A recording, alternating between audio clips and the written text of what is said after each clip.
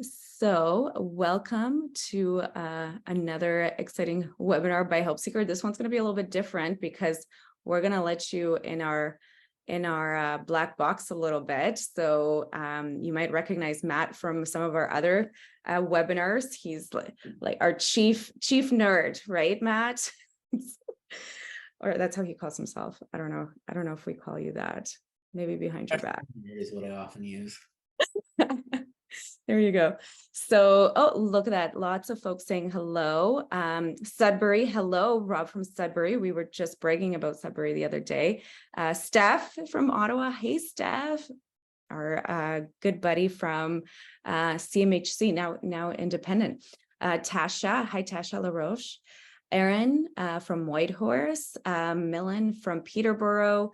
Toronto, Charlene. Hi, Charlene.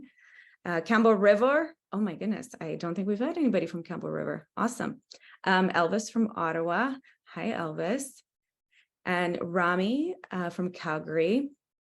And a couple Edmonton folks. Hello. I'm in Edmonton today. So this is gonna be fun. I was just at the safety conference, the Safety of Our Cities conference, and I thought I'd stick around and hang out with some of our homelessness sector folks tomorrow. So I might see some of you guys tomorrow too. Milton Ortega from Calgary. Hello. Okay, this is great. So we're gonna get the party started. We've got a fun one for you today. So I'll begin with sharing my land acknowledgement. And interestingly, today I am actually not on my tradition, on where I usually join you from. I'm actually, like I said, in Edmonton, Treaty 6 territory. So again, we always challenge you guys, if you do know what treaty territory you're from, to drop that in the chat. We learn, obviously, from each other. And it also is an opportunity, if you haven't Googled where you're joining us from, to do that. And then you've got that in your back pocket and learn something about the land and history. So today's webinar is about the future of housing, and specifically how artificial intelligence is starting to emerge as a critical tool in our efforts around affordable housing and understanding assessments around housing need at a really micro level, at the community and even neighborhood level. So we'll give you a showcase on what we've been using the AI for. But like I said, it's all about localizing. And this is another prompt around our traditional territories and our history, because AI sometimes can feel like we're launching into the future, but AI is also a fantastic tool to connect us to insights from history and the past as well. So I'll actually showcase something that we've done in that context in a First Nation community as well. So a little bit about Help Seeker, and if you don't know much about us, we're a data software and expertise in social innovation and social challenges, social problems, but as diverse as that implies. So we work in homelessness, we work in even things, novel climate risk and social risk and the intersection thereof, safety, so policing and crime strategies as well, because everything's related and everything requires technology solutions. So what's ahead? I'll give you the highlights so that you know when to tune in or tune out. So meet the speakers. I'll intro myself and Matt. We'll chat about what housing needs assessments are and what their value is, where artificial intelligence and more specifically generative AI comes in, and Matt will give you the highlights so that you can sound really fancy in meetings with your friends if you don't know much, and also demystify a little bit about it. We'll tell you a little bit about the benefits of you and the limitations as well, how housing needs assessments can be powered by AI. And we'll even show you, like I said, a little bit into our black box of how we've been generating housing needs assessments with AI as well, and the pros and cons of these tools. We'll have lots of time for Q&A too. So if you've got things that you must know, need to know, make sure you jot that down and we'll call upon you then. So myself, a picture that I no longer look like, but we haven't gotten around to updating those. But my background is in the homeless sector and affordable housing sector. But like I said, with homelessness, it takes you around the world and back again in terms of geographies and social challenges. So I've worked in most social challenges that we're still tackling today. And my passion is really for bringing these new tech tools and data science tool to this sector that sometimes is left behind by big tech, and using the tools to get us over that finish line on these challenges. I'll let Matt intro himself, though. Go ahead. Thanks, Lena. So I lead our data and analytics arm and AI work at HelpSeeker, and have a history kind of in innovation in a few different areas, from diagnostic and healthcare to AI. And so excited to talk today more about what we're doing at HelpSeeker and where we're going from here. Awesome. And he just had a baby, so he is fresh with no sleep and still madly coding. So I'm really appreciative of you making it today, Matt, because yeah, it's not a tough one having a newborn and still showing up to webinars and with a smile on your face. So good work on that one. So importance of housing needs assessment, what these babies are. And most of you maybe have done a housing needs assessment in your lifetime, or a form of a needs assessment. Housing is the focus, needs assessment is kind of the operating words there.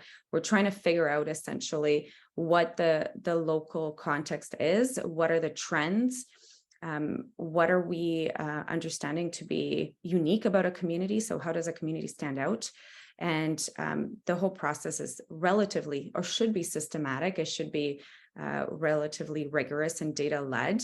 But the whole purpose here is to understand the population and their housing needs, and then also understand the stock in that community so that we can ideally have a bit of a supply-demand calibration game plan moving forward. So it gives you that data-driven insight to inform your housing strategies, actions, plans, etc. It's usually the first step in taking on, let's say, a homelessness plan or a affordable housing strategy at that local level. The significance is diverse. I'm highlighting three industries that would use housing needs assessments in some shape or form. So we've got urban planners, folks that are guiding the city's development and zoning. And so that allocation of resources, where housing projects are best suited or needed, is an often called upon question that these housing needs assessments answer. Real estate, where potential growth areas might be, what type of stock is required as well. So oftentimes developers may, believe it or not, don't often understand what type of stock is needed in a community. So they might build stock, then try to sell it after, and there might not be a good match. We're working with one such team right now that's trying to optimize that through technology as well. And that's surprisingly a systemic challenge in the real estate world. And then community development. So those of us that are in the social space, so we might be working on domestic violence, specific interventions. They often have a shelter or long-term supportive housing accommodation requirement. Homelessness is the obvious one. I don't need to beat that one too much, because everybody understands that housing and homelessness go hand in hand when it comes to solutions and systemic challenges as well. But ultimately, you're trying to figure out that housing disparity, what might be causing it, and then of course solutioning to specific segments of your population and prescribing, or trying to ideally prescribe how much of what is needed to balance the books, if you will. So that's the importance of these. They're critical. It's shocking to me that there's still communities that don't have housing needs assessment and are building housing without them.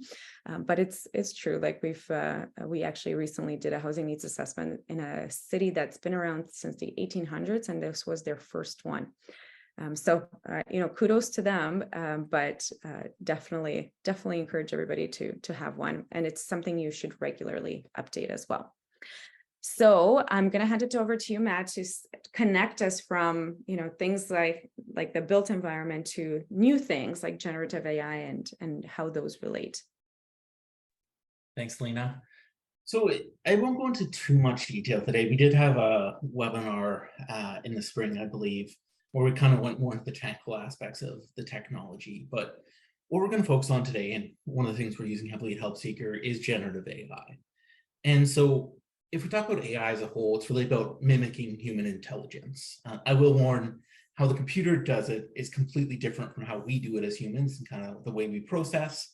And so the example I'll give is, we're really good at filling in the gaps. So if you see TH, not THE in writing, you infer that they meant to spell they just didn't hit the E, versus a computer's actually really poor at making that inference, but it has other strengths. So it's a really interesting tool in the fact that we often anthropomorphize it, but it is different in how it works. And so you might hear all the buzzwords like machine learning, neural nets, and all that stuff, and natural language processing. But what we're going to focus on today is what's called generative AI. And so it's a field of AI, whether that's kind of in written or spoken word, like natural language processing, or kind of those newfangled programs that can create art for you, that's more kind of visual. It's about AI that really generates new content. And so the example being on ChatGPT, when you say, you type in what is pit count and it spits out an answer for you, it's generating that new data. And so this really is kind of built on, as the saying goes, the shoulder of giants. A lot of the foundational work for AI has actually been done in Canada, even at the U of A. And so it's an interesting field in the fact that we have some of the world leaders in this. And more it's becoming accessible, and it's an exciting time to be working in this space. Off to you, Alina. Oh, sorry. Yeah, this is still you. This is still you. Go for it. You can tell I have a newborn at home. So why now? Why is everyone talking about this? Why is this such a big deal? So the technology itself, I wouldn't say is necessarily new. AI and machine learning really started, decades ago. And in the 2000s, we've just seen that remarkable uptick in how it's used, what we can do with that, all that stuff. But we're also sitting in a really interesting time, I would say, right now in what's going on. And so there's two main things driving why this is such an important tool for using generative AI. One is the technology itself, and the other is systems change. And so for technology, generative AI is largely based on things like transformers and other underlying technology that has been around for at least a few years. So transformers came out in 2017. Another important factor in this is reinforcement learning, which was actually developed at the U of A. And so a lot of this technology isn't new this year. But what's been new this year is these large language models that can really do the generative work. And how fast they're improving, because there's so many different factors that go into making these, but we're just seeing this explosion in the generative AI we can actually use, and from different providers, and improvement in each model. As well, I'd argue that the technology is far more accessible than it's ever been. So if I go back a few years in my career, AI work was really bespoke for it to work well. You had a lot of customization. You had to do a lot of work. It wasn't easy to interact with. You could build a lot of fancy things around it, but at its core, it was hard to interact with unless someone actually sat down and coded a whole interface and made it work and all that stuff. But what we're seeing now is, within 2 minutes, I can get access to ChatGPT and have, something that costs billions, let's say, or I think it costs hundreds of millions a year just to run. And just have it at my fingertips for free if I want it. As well, we're seeing this real big uptick in adoption. To age myself a little bit, in 2000, we were sequencing the human genome, and they said it would change the world and we'd cure everything. And 23 years on, we're still working at all this stuff. And I think it's similar in AI. You see this adoption curve where more and more of this pool of technology comes out, but more and more people are adopting it, and we're just hitting this big speed of adoption here. From systems change, we have that kind of increasing pace of change. I think we can all say, how we did our job today or yesterday versus a year ago versus 10 years ago, that pace of change is increasing as well. I don't also have to tell you about where, we might be in a recession or heading towards one. Inflation is high. There's a lot of pain points. So there's increased monetary pressure to do more with less. And I'd argue the social sector really does feel this quite acutely. And then we're seeing an increasing visibility of crises. And so whether that's affordability or encampments, even though this has been around for years, I think we're seeing much more visibility than we've seen before in a lot of kind of our social ills. And therefore it's becoming harder to ignore. So there's this big bow wave of technology is increasing, getting better, things are changing crazy fast. And then our society is also looking for more change and action on those social ills. And so it really just creates this dynamic of, we really need to move faster, better, quicker. And to do that, we really need to adopt more technology. For sure. So benefits and considerations of AI in these housing needs assessments. I think, Matt, you've already hinted towards it, that it's speed, scalability, and accessibility. So we'll show you guys how we have been using it in housing needs assessments, but the message applies. Speed, if you know how to use these tools, they can significantly up your productivity. And even I would say the quality of the work, believe it or not. It's not going to fully replace the human expert by any means, just like AI is always reliant on experts for training and customizations. But in terms of taking something that used to take you months and months and months into something that can be mostly automated is a huge win. So it gives the opportunity for you to use your time in more strategic aspects of your work, because you're not doing those routes, what's the quantitative descriptive stuff for this indicator versus that indicator. I would also say, as somebody who's done the work in the muck, in the Excel sheets, the old school way, it's just way more accurate as well, because you can use some of these tools to take the human error out as well. So the speed and scalability is huge. The ability to, let's say for a region that might have 30 municipalities or villages, hamlets, special areas, et cetera. We were just doing something along these lines in central Alberta, constructed region of 134 communities. Some were First Nations of 200 people, some were major cities of 150,000 folks. So the ability to spit out those customized housing needs assessments for each one of those 130 is obviously not something that's going to be done by one researcher with an Excel sheet and that data. You need to bring in some of these tools, or you're never going to get it done. And so your ability to bring this out in an accessible format where decision makers can understand what you're speaking about, and you can connect that end result to whatever the business use case is another value as well. So what does generative AI can also do, besides doing these things at scale, so doing multiple of these assessments at the same time and fully customizing them to the local condition, is it can also then take that output and have multiple versions thereof. So you can say, well, I want my 100-page technical report tailored for my land use team that's revising the land use bylaw. I also want to have a 20-page version of what my real estate development community needs to know. And I can also want the high-level drive-by that the media is going to quote, and what are those key headlines as well. So out of similar box can deliver these outputs in a really tailored fashion at scale. So that's huge. I'm actually going to call on you, Matt, to tell, because I get way too excited about these things, and Matt's always the bucket of ice and cold water. That's like, okay, cool, but you need to also kind of ring fence this stuff so that it doesn't go too astray. So tell me a little bit about, or tell everybody about where things can go wrong and how we can also manage some of the risks around this as well. For sure. So AI and its tools are hugely powerful, and I'd love to nerd out about them. There's so much cool stuff you can do, like everything from how it could transform our day-to-day lives to how we're treated in medicine, to how we even how we work in our household. There's Alexa or Google Home there that you can use. So it really is changing a lot. But the analogy I'd use is it's like a car. Car is hugely powerful. We can go all these places. It creates so much convenience, so much opportunity. But at the same time, we still regulate and kind of run and oversee cars. So you got to get licensed. There's rules and regulations of the road. There's that kind of schema that we apply to a car that reduces the risk and increases the safety. And so it's kind of similar in AI, where it is a hugely powerful tool, but we really need that work to make sure we're safe, make sure we're right, make sure we use it in the proper way.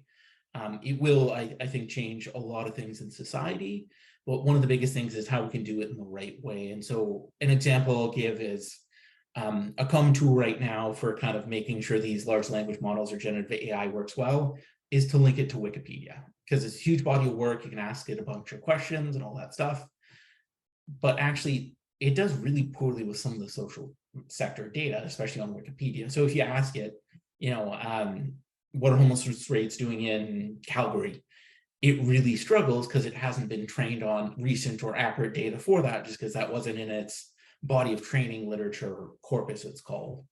And so it does not do well with that, but it can do well. What this model really is supposed to do is generalization. And so there's a few different terms for it, but let's simplify it and call it zero-shot learning, where you can ask it to answer a question. It actually does decently well, even if it hasn't, been trained on a deep body of work on that, which is exciting, but at the same time, that reduces the quality of what it outputs in things that aren't as common. And so what I mean by that, if we're asking it, let's say a business specific question, it's actually been trained on a chunk of business writing. And so it can decently predict, the next word or the next sentence and provide you with a decent answer. But if you're asking it about, let's say, idiosyncrasies of the social sector, it can also really struggle because it hasn't been trained on that. So it doesn't have the knowledge. And so what we have to do really is keep that human in the loop, but also provide kind of that insight and expertise to really make it shine. Because once we tune it, once we kind of improve it, that's where this gets really exciting. And that doesn't just happen in the social sector. Most sectors are looking at fine tuning and optimization to really make it shine in the specific use case. Next slide, please. And so this is why it's so important to really have that human, have that expertise as part of the cycle. I've worked on AI projects that had remarkable accuracy and have been adopted in areas like insurance.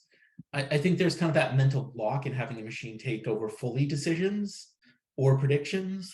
But even beyond that, we can just make it so much more powerful by overlaying our insight and keeping ourselves involved.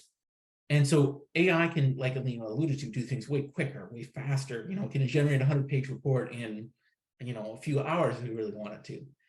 But that being said, if we just kind of let it do its own thing, it's not going to do it well. It needs that insight, it needs that expertise, it needs that improvement really to make ends meet. As well, it's really important for us to understand the limitations of these systems and how we can ensure community needs are met. And so one big blocker on a lot of these generative AI tools is what they try to do is remove a lot of explicit or inappropriate content. But the problem is the tools they used actually removed a lot of important content for things like, let's say, LGBT 2QS plus actually got removed by these filters. And so it's actually not as good on subject matter related to that. And so there's all these nuances and idiosyncrasies that we need to double check and ensure to make sure it's not putting out the wrong material or things, we're not proud of or don't agree with. And so really ensuring that the community needs and societal needs are met. And so this really means what we have to do is not only build out the tools that surround, this amazing technology that does this well, but also make sure it's equitable, also make sure it's accurate, and also just make sure if it's getting used to make decisions, we can stand behind it. And it's not just kind of take a shot in the dark and hope.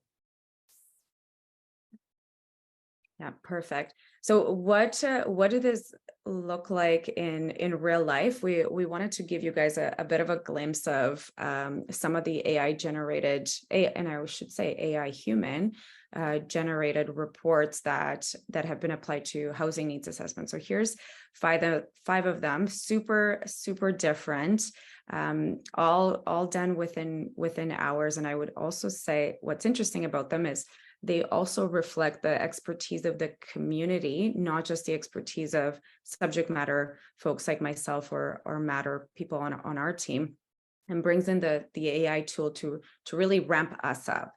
So it doesn't do the work by itself, it does the work with us.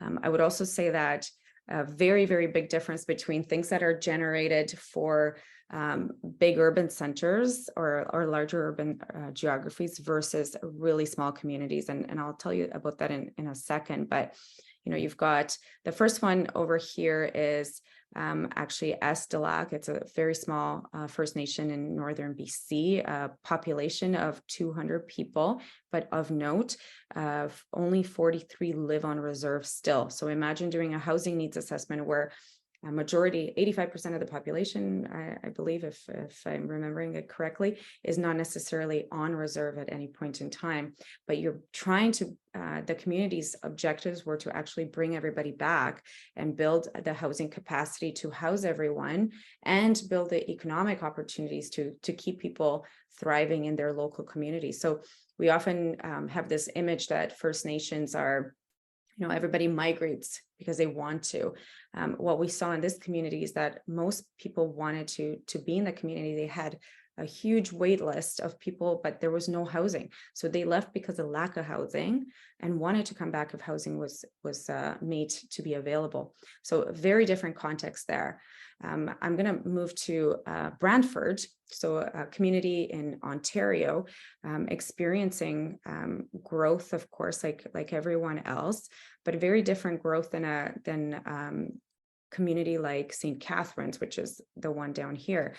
So whereas Brantford has a large swath of greenfield that they can develop into single family homes, et cetera, a community like St. Catharines necessarily is all brownfield development. They have to add density.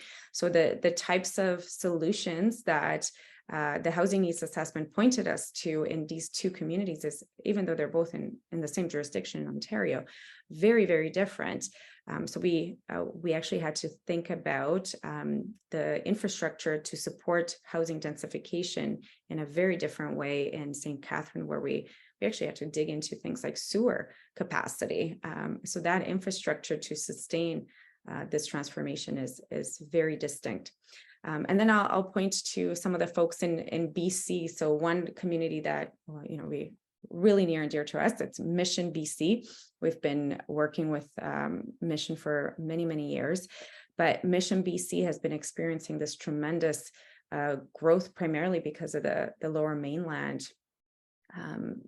Obviously massive economic engine of Canada there. So there's a spillover effect into Mission as well, but it doesn't come with the same resources as you might see in a city of Vancouver either. So a community that's experiencing growth without some of the same attention from senior levels of government. So leaving the municipality to try to balance and cajole local partnerships in a very innovative ways, even though their challenges are on a per capita basis pretty significant in comparison to other communities of similar sizes and elsewhere in the country. Edwardsburg Cardinal community on the outskirts almost gets that traffic out of Ottawa as well on that corridor, and a community that has these very different pockets within a relatively rural area. So the community itself is, under 10,000, but the various clusters, hamlets, villages, et cetera, within that region are also distinct. So for them, we actually had to dig into the neighborhood level to actually identify some of the pockets of emerging core housing needs / poverty, social challenges. So for them, it was identifying earlier on where they were going to start to see a visible homelessness challenge as well.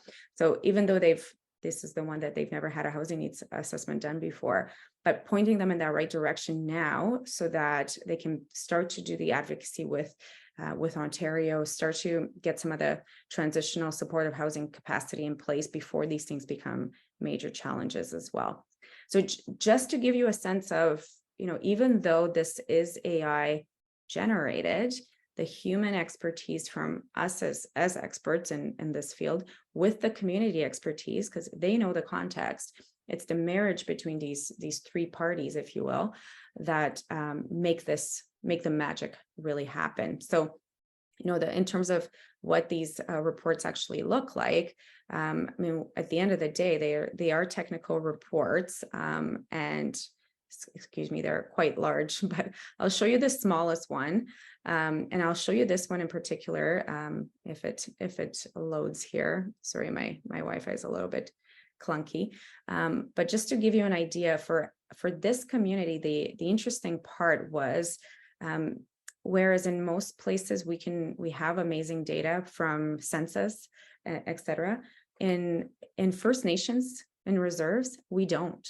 If you actually pull up the stats can, it actually shows up blank. So we actually had to work with the community to develop the data set to then in turn do the analysis. So I'm scrolling through this, not because it's not interesting. I'm scrolling through this because I also want to show you how tailored this stuff is. So we needed to actually work with the community and identify those specific needs that were very, very localized. And the current housing situation is part of that. So we can see here that the usual census data didn't exist. So we had to actually develop a data set to understand the housing need based on the local community's expertise and the data that they had on hand.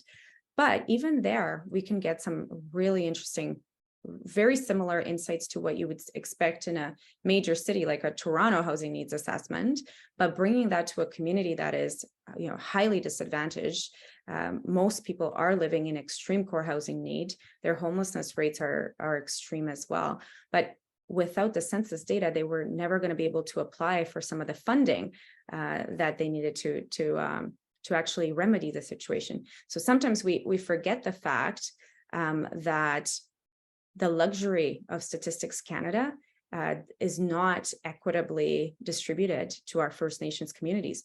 Most First Nations communities do not have that benefit. So whenever we ask for a housing needs assessment that relies on that data, it actually puts them out of the game completely. So for us to be able to use the AI housing needs assessment work to remedy that is a huge win for us as a company and our work on reconciliation, and hopefully a huge win for the community that can now move forward with some of these strategies and ask for the funding that they clearly need.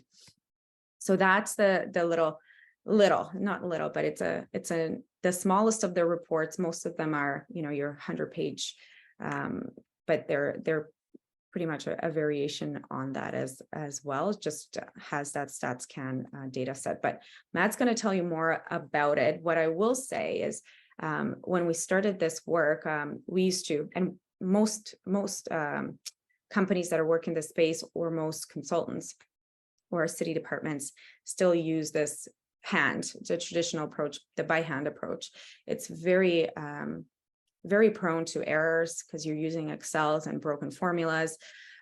You've got some Word templates potentially, if you even have that. They don't have consistency. They're very time consuming, and I won't ask you how much you've paid for one lately, but they can get up to $100,000 in terms of cost, versus the generated ones. Again, the way we've been able to do these is, you've got a set of questions, you get that insight from the community, you get the data, you develop a structured report, you have a couple of rounds of feedback, and it's very, very painless, but the quality is fantastic from somebody who's done them the old way, I can tell you that. But Matt, tell us a little bit about tell us about the black box, if you will, how these things get generated. For sure. So it's interesting. I had no background in HNAs or housing needs reports when I joined Help Seeker, and I remember it was one of the first things I worked on. And we're talking about timelines of months to get this out on already outdated data, and that's something we set out to do when I joined, was how do we make this more automated? How do we make this quicker? Because when you get census data, it's already outdated anyway. So if you also need to now wait for a report, it's just not as useful. And so we kind of, especially with the new tools, we're able to really upend this paradigm, and the fact that it starts with kind of the technical, the code, all that stuff that can generate this. And so not only are we using large language models like ChatGPT, but also how do you analyze the data and visualize it alongside that? And so what happens is kind of the code reaches out to ChatGPT or other large language models. It sets up a lot of kind of that expertise And I'll show you an example of when large language models can actually not work and why it's so important to have the technical expertise and then also the subject matter expertise. And so once it reaches out and gets that data back, we also need to do things like auto-generate graphs and make sure kind of this is all nice and pretty. So, it goes from on the left there, just kind of, this is some of the output from the code that just kind of is more of quality assurance versus anything high utility. And then it actually spits out, that generated body of text with a graph to analyze. It has structure that we've implemented on there as well. And so a lot of work went into that. And it's funny, we probably spent 2 or 3 weeks between Alina and I just going back and forth, and Alina going, okay, well, I know HNAs, and I know we actually need 2 graphs out of this. I know we need this subject, we need that.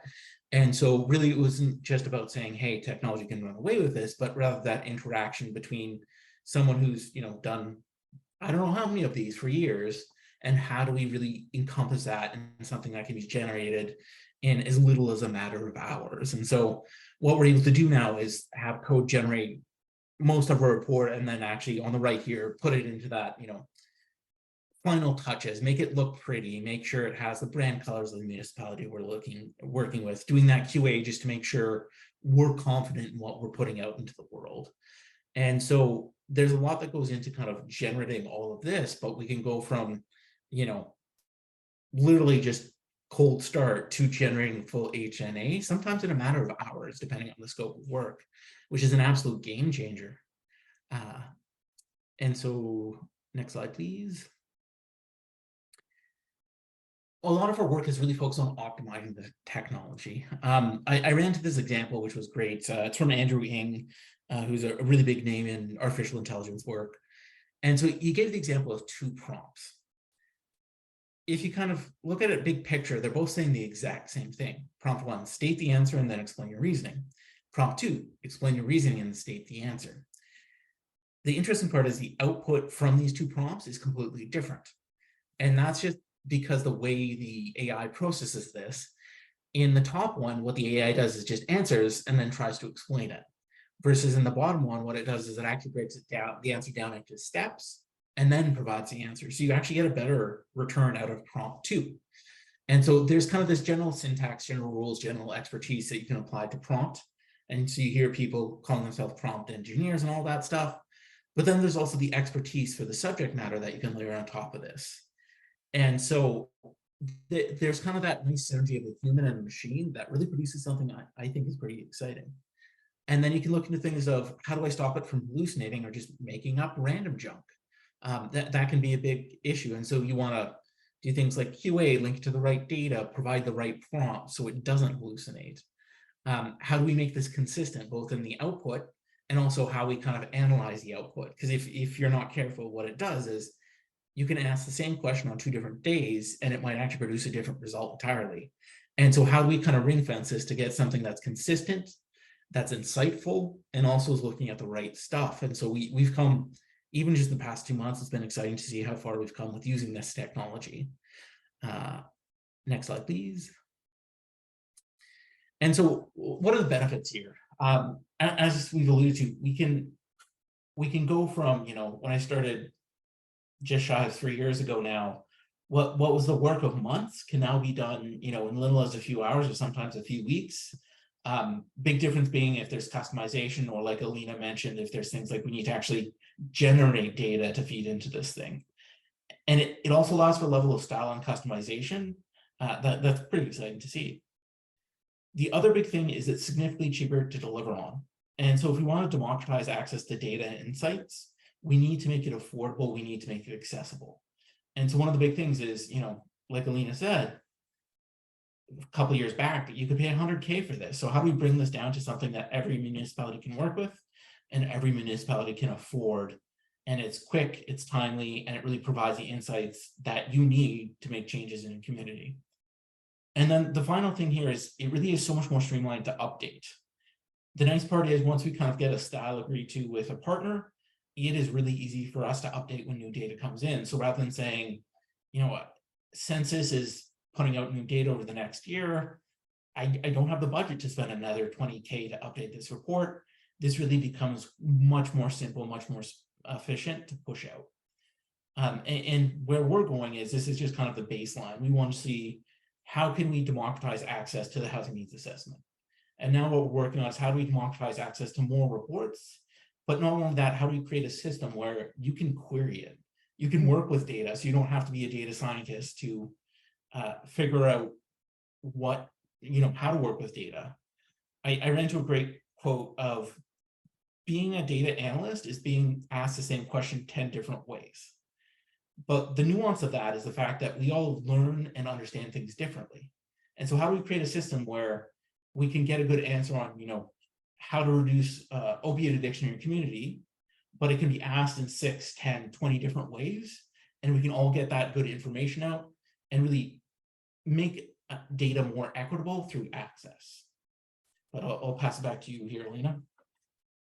Yeah, for sure. Well, and I think that's a perfect segue to the versatility aspect of this, because if you've been following what we've been doing, housing needs assessments is just one aspect of what we can do with this engine. And we are already, everything that you see at the bottom here: social needs assessments, state of safety and well-being, child well-being, state of homelessness, housing needs assessment, anything's possible. And it's the same core engine, right? So it's almost like you're pointing in a different direction, but you're still pointing the same mechanism in that direction. So the exciting part for us is where else we can take this. Again, I was at the safety conference, and everybody's been talking in the US about the concept of a crime plan. So these strategic interventions to reduce crime in certain neighborhoods. And again, believe it or not, the same way that municipalities are struggling with the accessibility of data, police departments are as well, even though we have this image of them as, CSI and, really, really high tech. It's not always the case. And that's primarily because, yes, you've got your New York police department, but you've also got your really small counties that similarly don't have this access. So we are just scratching the surface. I think you're going to hear so much more about this, but if you have an idea, like if you can dream it, we can probably deliver it. The state of child well-being was fascinating to do. It was around with the Sheldon Kennedy Child Advocacy Center out of Center for Excellence and out of Red Deer that just opened, and mining their data on top of this public data has been fascinating and points us into interventions that we didn't even see because the data was hidden, it was obscured. So when you actually unearth some of these connections, you can start to, it's pretty obvious what you need to do, right? If you're seeing that there's this cluster of cases, of occurrences that are correlated to certain characteristics of the community, it doesn't take much to find a really custom strategy to intervene and proactively intervene in these cases. So I'm super excited for it. If you've got ideas or if you've got a project and you're not scared of artificial intelligence or to experiment with it, definitely give this a consideration. Like I said, our goal is to make this as cheap as possible, while obviously still keeping a social enterprise going and keep inventing these cool things. But we're looking at the cost. Like I said, I used to personally charge way too much. But it truly was my time because I had to do everything by hand. And, now something like this is relatively inexpensive. I think we're at $4,999. I just love the 99 because it's points us to the need to continuously bring the costs down for everybody to be able to afford it. So what's included in this type of a package? It's the Karto on demand. So these reports, but also Karto, the actual platform. So if you haven't taken a look at that recently, we do have webinars on that. So it's essentially an interactive version of these reports, but like I said, much more on demand, so that you can go in and grab what you need from an interactive experience, versus Karto on demand is where we have some of these reports that are much more technical, and you have your expertise where that needs to come into them as well. With that too, for those that are part of Karto subscriptions, we develop what we call signals, and these are, again, because we're in all of these communities in different municipalities, but also different systems, so corrections or mental health and addictions, we get to see these signals from the data and from the communities that we work from. So that's how we were able to identify things like xylazine coming into Canada, and we called it before anybody else could, and we brought that insight to our partners. And some of you attended the signals meeting with Chief Dale McPhee on xylazine a couple months ago. And sure enough, it's now hitting the streets, and being able to be ahead of these things has been a huge value add to our subscribers. I think last month it was about youth mental health, but very specifically on what some of our educators and our mental health professionals are seeing in terms of mental health challenges that are very different today than they used to be. And if you haven't noticed, the vaping connection to mental health in young people, it's a tremendous concern as well. The one that we're going to be tackling on next is racialization of poverty, and specifically connecting it to some of the emergent gang involvement as well. We're seeing some very different trends in terms of organized crime that are sometimes very unexpected. And it's not always ethnically based as it might have been in the past. It's changing dramatically on the streets right now. So that's the next one as well. So all of this, we're trying to make a package that you're like, wow, $4,999, I get all this. I have to have it. So hopefully, if you're not convinced, let us know and we'll invent something else. But our value here is bringing this to you in a comprehensive package, and it's equalizing those small communities that don't have the $50,000 a year consultant budget. We're trying to equalize this through artificial intelligence and data science to bring you to the same level as some of your counterparts that do have, big 20 people teams and consulting budgets and data scientists on call, and you might not have that as a small community. So hopefully this tool can give you that leg up as well, and enable you to do the important work that can't be replaced by artificial intelligence. So with that, if you do want to stay in touch, take a screenshot of this or just join the mail list. We have releases on the Karto product every 2 weeks. Our team is very, very committed to improving the product on a continuous and rapid basis. So the 2-week improvement is how you stay in touch on what's new in the product as well. And of course, you're welcome to connect with us anytime. It's partnerships@helpseeker.org. Everybody has my email as well, I'm pretty sure. But if you want to stay ahead of the trends and at least keep tabs on us, do sign up on this, and you'll get some good stuff from us. We do have some time for folks to chime in on Q&A as well. So I'll pause my screen sharing and go to the question. So let's see what we have, if any. And Trav, I don't know if you've been keeping track on what's been happening in the chat. Yes, we do have some questions. Okay. We've got some questions from the live on LinkedIn as well. Okay, so let's see the first one. Social needs in a community, demand for supportive housing, below market rental housing. I think the question is, can it address specifically supportive housing, below market? Yeah, absolutely. So you can break down what you have in terms of stock and what you need in terms of stock. So yeah, you can, if that's where you want to go with it, absolutely. It's also been used in, I know there's some CMHC folks, so plug your ears right now, CMHC, but we've used it to also build the business case for different systemic changes at the local level for those that are applying to that apply to the Housing Accelerator Fund. So in that case, you needed to actually come up with policy changes for the municipality. So very different use case, but same idea is, what are those suggestions that are going to take the community to the next level. Matt, this one's for you.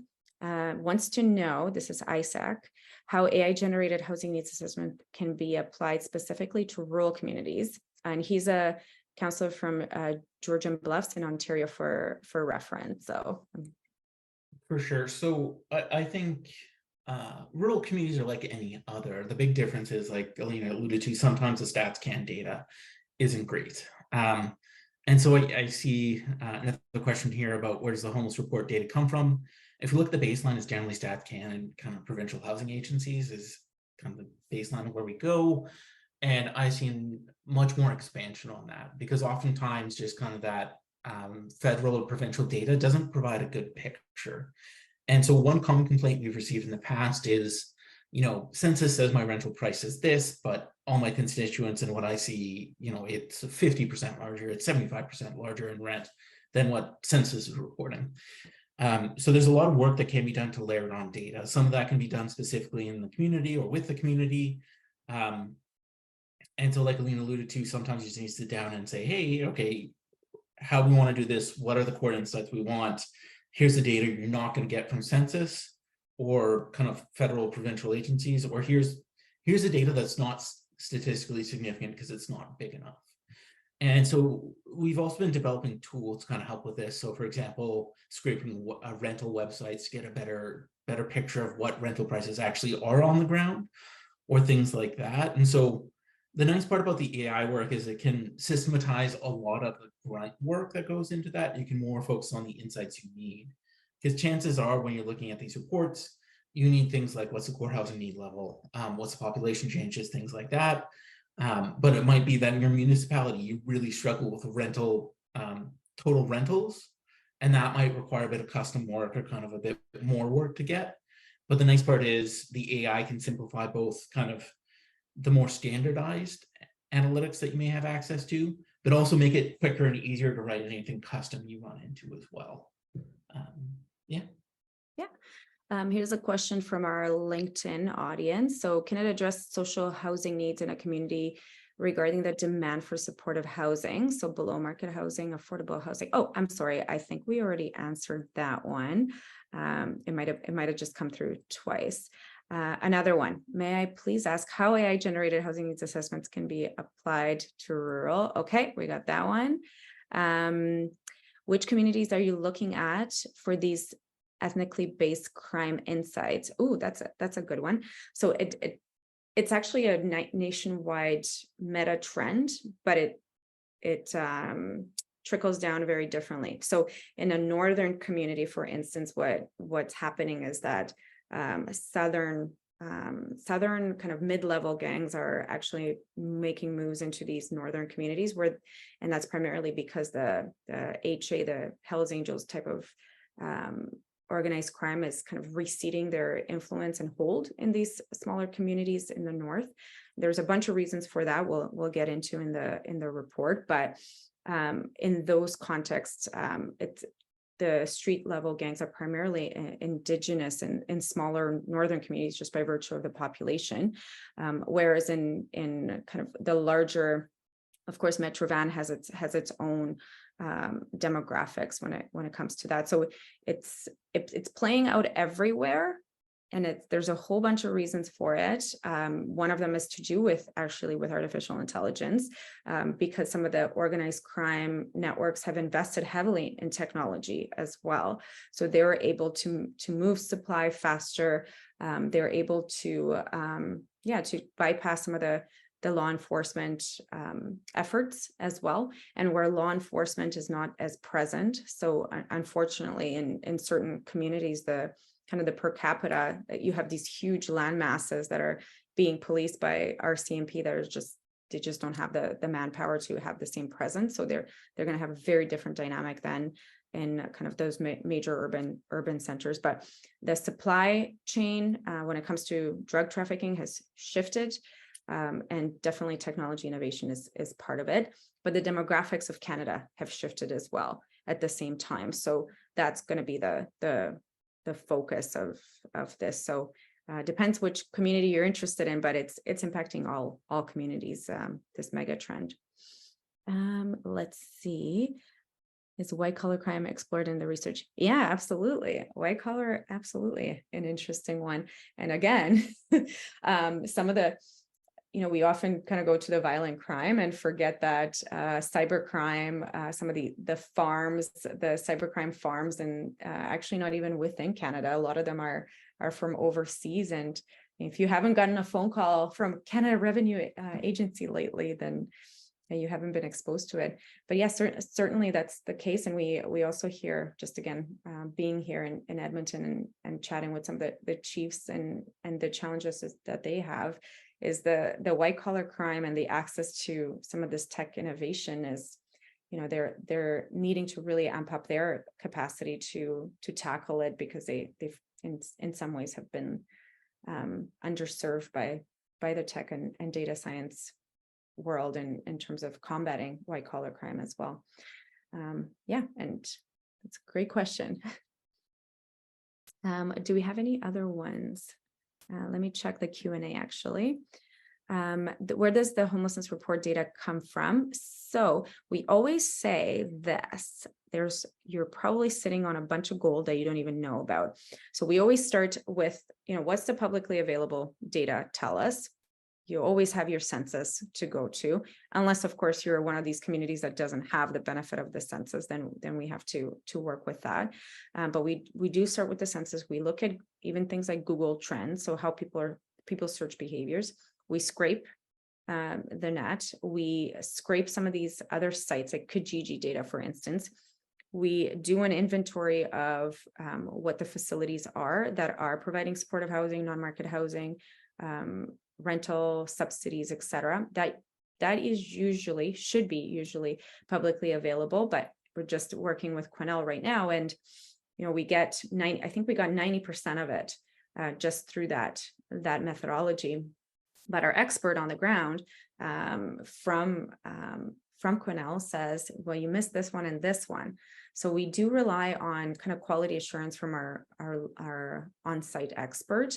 And then from there, we obviously pick up the phone. Essentially, we bug people with email, we pick up the phone and get that last 10% if it's not available. Indicated an ability to include local data sets in the HNA.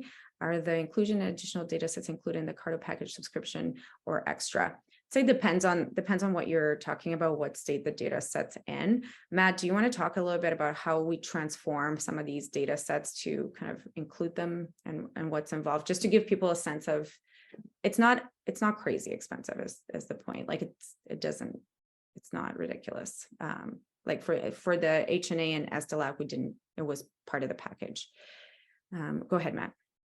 Yeah, so devil's in the details here. It depends on the type of data. Some of the data we actually already have and we're sitting on because we kind of auto-generate that, like the scraper, and so that would be included. It depends on what you're looking at. And so let's say you want to measure public opinion in your community for housing affordability, which requires a survey and reaching out to all these people and interacting with them.